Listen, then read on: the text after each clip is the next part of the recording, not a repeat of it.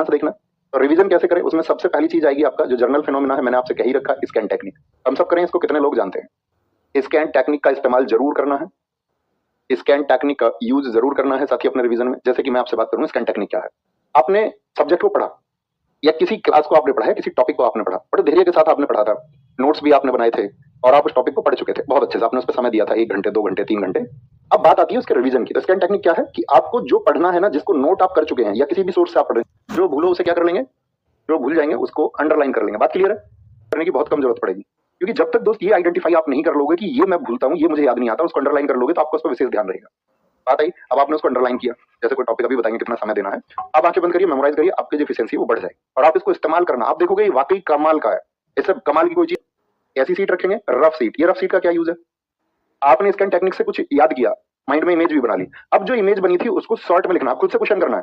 जैसे मान के चलो आप पढ़ रहे थे कोई म्यूजिकल इंस्ट्रूमेंट टॉपिक आप पढ़ रहे थे, या आपने हिस्ट्री का कोई टॉपिक पढ़ा था 1857, या पॉलिटी का आपने पढ़ा था फंडामेंटल राइट। अब खुद से क्वेश्चन करना कि भाई आर्टिकल 14 में क्या है, या आप बोलोगे तबला से संबंधित कौन कौन लोग मुझे याद है, या आप बोलोगे 1857 क्रांति के फैक्ट कौन कौन से मुझे याद है। इस तरह से जब आप चीजों को अपनी रफ सीट पे जिस टॉपिक को आपने पढ़ा है उसको लिखोगे, तो उससे क्या होगा दोस्त, फिजिकल मेमोरी आपकी काम करने लग जाएगी, यानी आपका हाथ चल रहा है उस समय पे। और यदि याद टॉपिक आपका 4 से 5 बार रिवाइज हो जाना चाहिए। आप कहेंगे भैया इतना समय कहां से आएगा मेरे पास में? इतना समय, देखो समय कभी नहीं लगता। आप चाहें तो आप ये कहना चाह रहे हैं मेरे पास समय नहीं है, मैं रिवीजन नहीं कर पाऊंगा, तो इसका मतलब है कि आप फिर बेहतर परफॉर्मेंस भी नहीं कर पाओगे। तो 4-5 बार रिवीजन कैसे करें? अब आप अपने किसी टॉपिक पे आगे बढ़ रहे हैं, मान के चलो आप पॉलिटी आधा अब तक पढ़ चुके हैं, या आप क्या है कि आपको डेली डेली 4 टॉपिक उठाने हैं, 4 से 5 टॉपिक उठा सकते हो आप रिवीजन के लिए, 4-5 टॉपिक रिवीजन के लिए।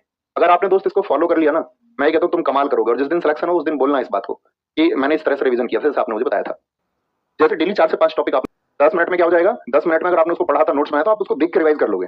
अब हाथ में पेन रखना ही है, स्कैन टेक्निक रखोगे, एक बार मेमोराइज करा क्या क्या पढ़ा था और शॉर्ट नोट्स अपने कागज पे बना दिए, तो 15 से 20 मिनट में तुम्हारा टॉपिक तैयार हो जाएगा। यानी कि 1 से 1.5 घंटे में आपके 4-5 टॉपिक रिवाइज होंगे रोज। इससे ज्यादा समय नहीं देना, क्योंकि आप चीजों को पढ़ भी रहोगे, सीख भी रहोगे। तो ये मान लो जर्नली 1 से 1.5 घंटा आपका किसका होना चाहिए, रिवीजन का। तो भैया जीएस की बात कर रहे हैं हम, जीएस की, तो रिवीजन होना चाहिए 1 से 1.5 घंटे डेली करेंगे। क्योंकि अगर आप बहुत सारा पढ़ते रहोगे, हमेशा माइंड क्या बोलता है, नया आया, इसको पढ़ लो इसको पढ़ लो, और हम उन चीजों को बार बार रिवाइज नहीं करते हैं जो हमको करनी चाहिए। और एक समय पर वो मेमोरी क्या हो जाती है, हमारी धूमिल हो जाती है, और फिर आपने उसको एक समय पर समय भी दिया था।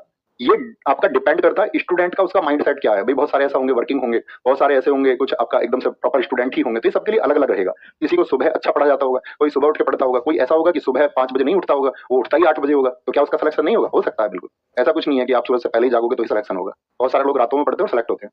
तो आपका एक प्राइम टाइम होगा जिस टाइम पे आप नोटिस करना। प्राइम टाइम आप अपना कैसे नोटिस करोगे? तो आप अपना प्राइम टाइम नोटिस ऐसे कर सकते हो कि भाई मेरी सबसे अच्छी पढ़ाई किस समय पे सबसे ज्यादा रेगुलर में रहता हूँ। तो आप कहेंगे यार मैं डेली रात को 8 से 10 पढ़ता ही हूँ, या यार मैं लाइब्रेरी में जब जाता हूँ तो दोपहर के टाइम 12 से 2 या 12 से 4 में पढ़ता ही हूँ, या सुबह 10 से 12 में रेगुलर पढ़ता हूँ। तो वो आपका प्राइम टाइम है जिसमें आप पिछले कई महीनों से अपने माइंड को ये मैसेज दे चुके हो कि ये मेरे पढ़ने का टाइम है। तो प्राइम टाइम में कभी भी रिवीजन मत कर लेना। क्यों जी? उस समय पे, क्योंकि प्राइम टाइम में आपको नई चीजें सीखनी चाहिए, क्योंकि आपका माइंड बहुत एक्टिव है, उस चीज को तो आप ऑलरेडी पढ़ चुके हो ना। तो प्राइम टाइम में हमेशा, जैसे आपका मैथ्स कमजोर है, कोई टॉपिक आपको पढ़ना है, वो टॉपिक नहीं आता, तो प्राइम टाइम में उसको पढ़ो।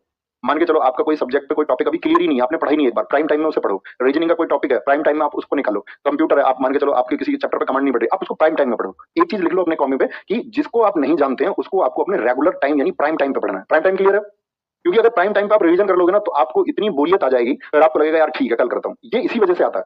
और अगर आप प्राइम टाइम पे नई चीज सीखोगे तो उसमें इंटरेस्ट बनेगा आपका, आपके माइंड में चीजें ज्यादा एब्जॉर्ब होंगी। और इसको रखो अपने